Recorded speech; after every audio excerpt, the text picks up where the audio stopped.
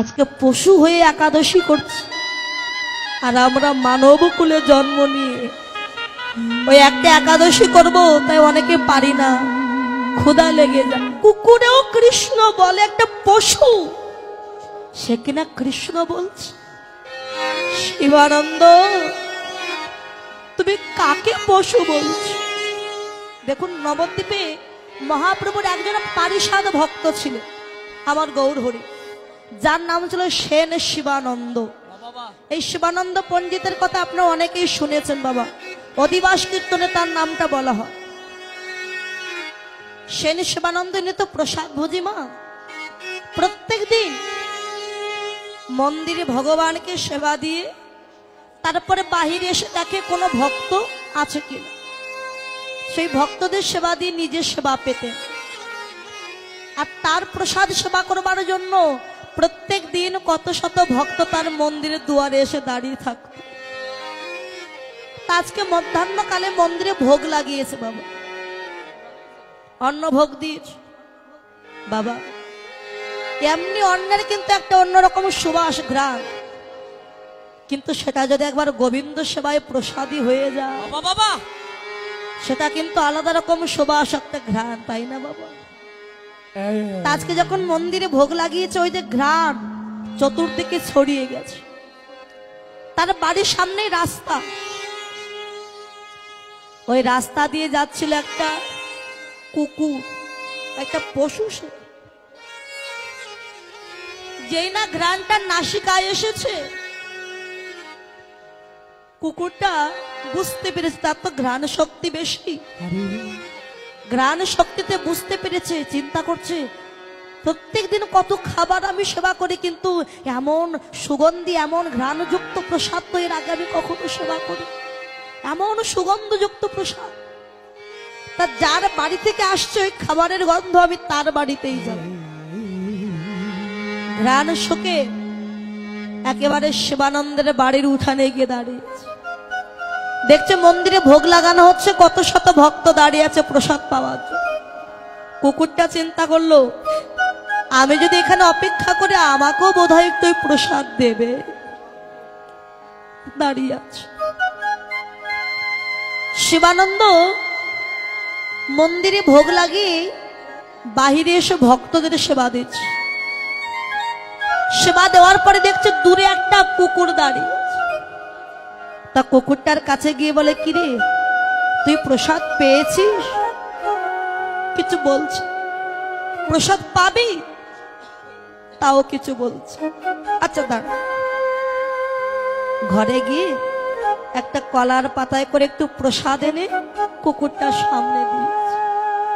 বাবা, ওই যে ঘ্রাণ চতুর্দিকে ছড়িয়ে গেছে, ওই সুগন্ধ সুখিসার স্থির থাকতে পারছে। যেই না খাবারটা সামনে দিয়েছে, আনন্দাত্মহারা হয়ে ওই প্রসাদ সেবা করলো ওই কুকুরটা। চিন্তা করে কুকুরটা ভাবছে, এতদিন কত প্রসাদ সেবা করেছি, কত খাবার সেবা করেছি, কিন্তু এমন সুগন্ধযুক্ত প্রসাদ, এমন অমৃত এর আগে আমি কোনোদিনই সেবা করি।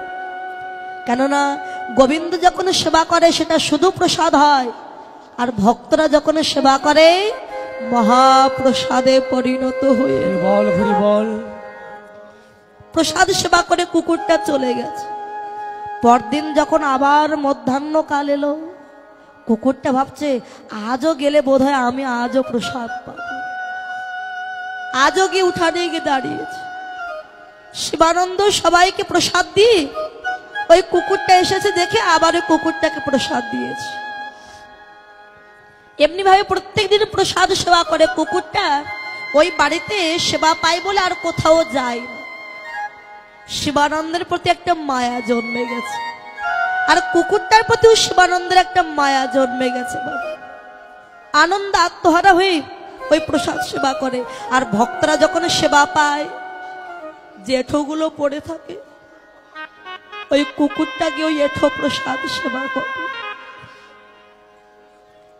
বৈষ্ণব ভক্তের এঁঠো প্রসাদ সেবা করে। একদিন যায়, দুদিন যায় বাবা, যেদিন একাদশীর দিন এলো,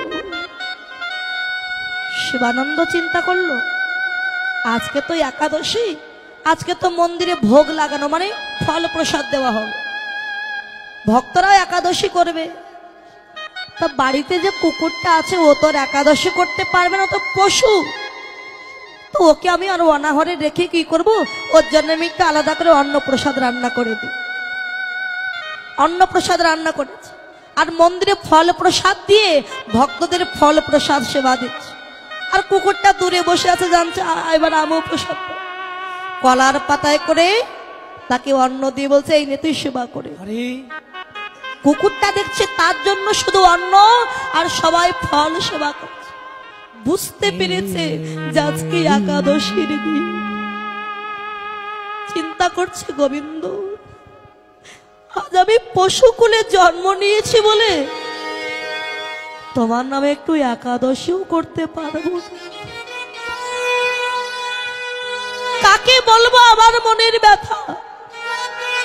কেউ তো আমার কথা বুঝতে পারবে না। আজ পশুকুলে জন্ম নিয়েছি বলে আমি তোমার নামে একাদশী করতে পারবো না। কুকুরটা কাঁদছে।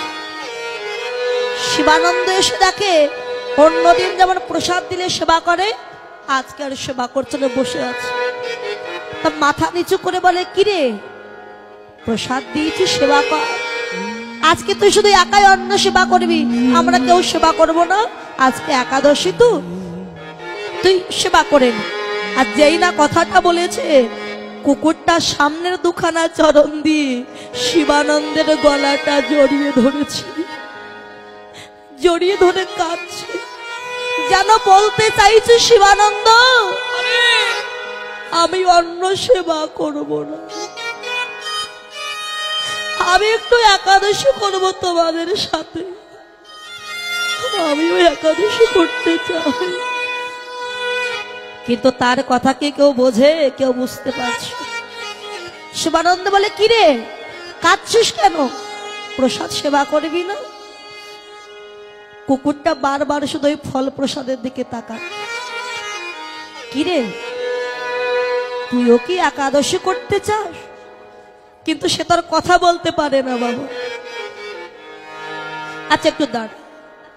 ঘরে ছুটে গিয়ে দেখে বাবা একটা মাত্র ফল আছে যেটা শিবানন্দ নিজের জন্য রেখে দিয়েছিল। চিন্তা করলো কুকুরটা একাদশী করবে কি করবে না আমি তো বুঝতে পারছি না, পরীক্ষা করি। ফলটা নিয়ে চিন্তা করছে আজকে না হয় ফলটা কুকুরটিকে দিয়ে আমি নির্জল উপবাস কাটিয়ে দেব।